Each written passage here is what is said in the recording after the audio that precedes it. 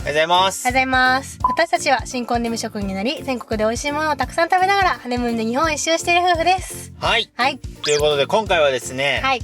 サムネとタイトルにもなっている通り、我々去年7月から車中泊旅を始めまして、はい。大体1年弱経って、四季も全部経験したということで、旅出る前に、車中泊旅、どんなことが心配かっていうので、いろいろ動画出してる方いっぱいいると思うんで、調べてから旅に出たんですけど、これ意外とこれ気づかなかったねとか、そういったことが多かったので、ちょっとそれを今回お話しできればなと思います。はい。はい。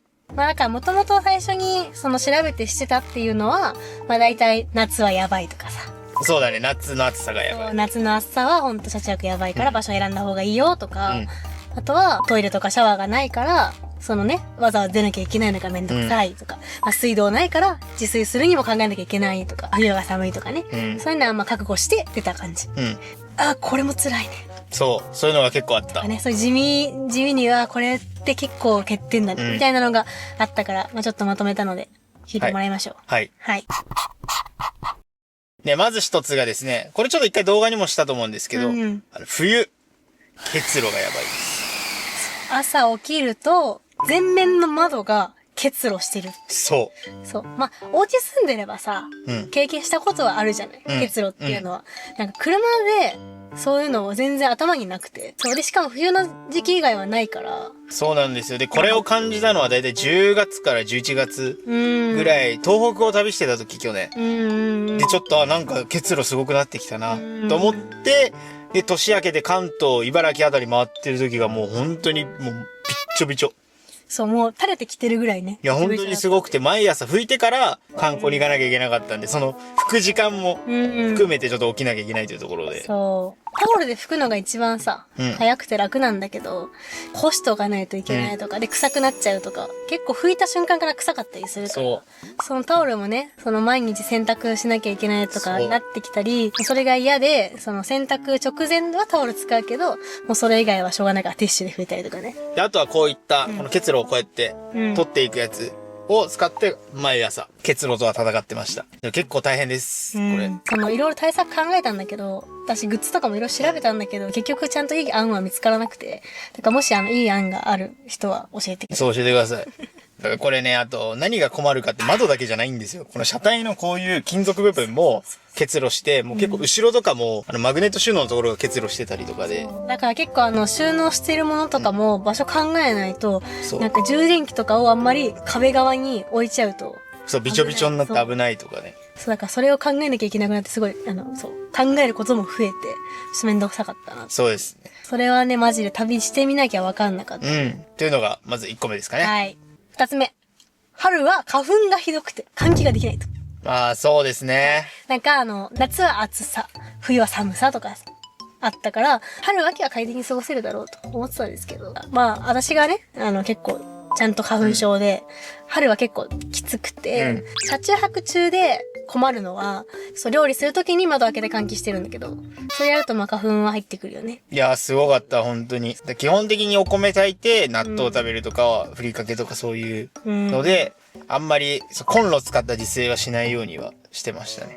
積極的に換気はしたくないっていう、そうですね。感じで、私も今年から花粉症発症しましたので。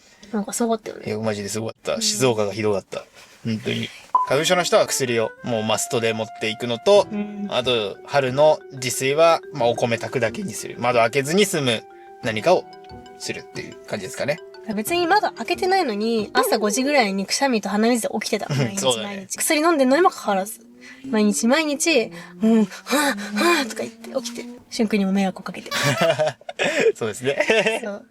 それもね、きっと玄関とベッドが隣なんですよ。はい。家で言うとね。そうです。玄関で寝てるみたいな。そう。もう玄関の汚れ寝てるから、それは朝からくしゃみするね。すごかった、本当に。っていうそっか、車中泊するとこういうこともあるんだっていうのを知ったっていう。そうですね。春も快適じゃなかったと。はい。はい。それが2つ目です。はい。そして3つ目。はい。これがですね、車中泊不可だったり、禁止しているスポットが多いというところですね。はい。旅出る前は、道の駅に行けば、車中泊できるだろうみたいな、そういうイメージだったのね、全然。ちゃんと調べる前は。実際旅に出るってなって、で、毎回ね、夜休ませていただく、そういう道の駅を探すわけなんだけど、場所によっては、車中禁止うん。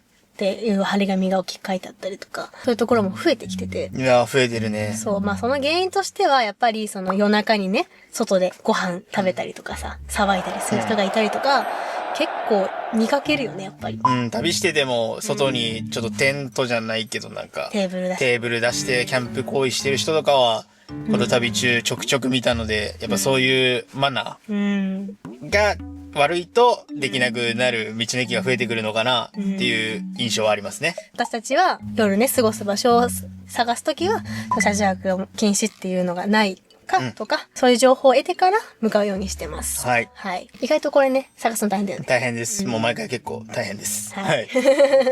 さあ、そして最後、4つ目です。はい。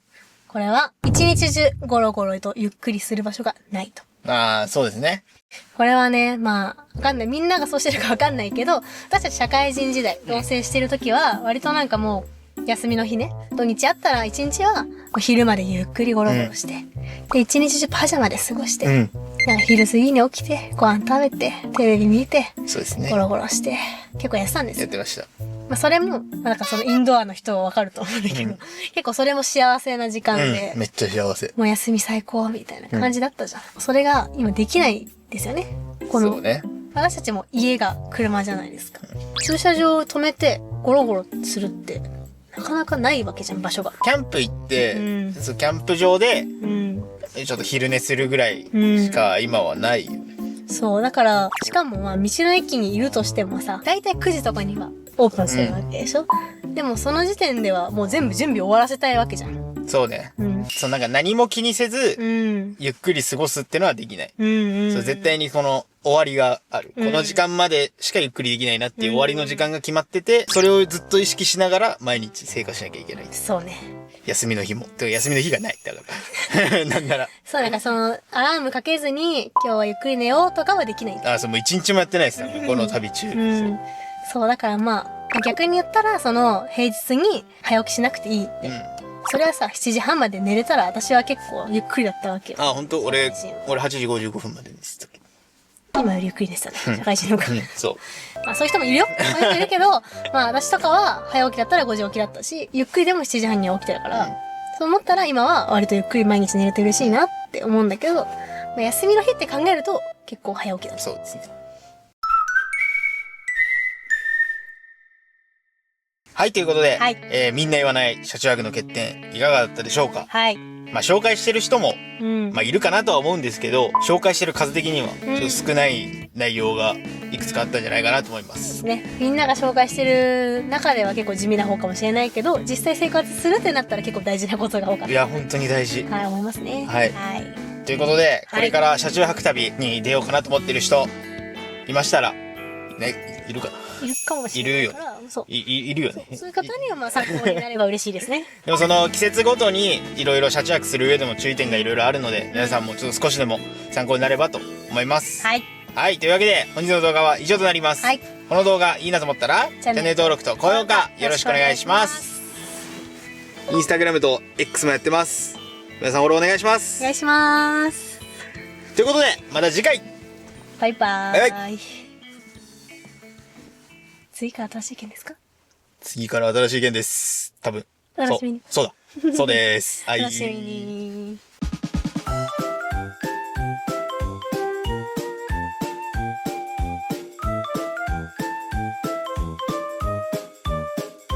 意外とこれね、探すの大変だよね。大変です。もう毎回結構大変です。ははいい。そうなんです。はい。あち。終わっている顔が。暑すぎる。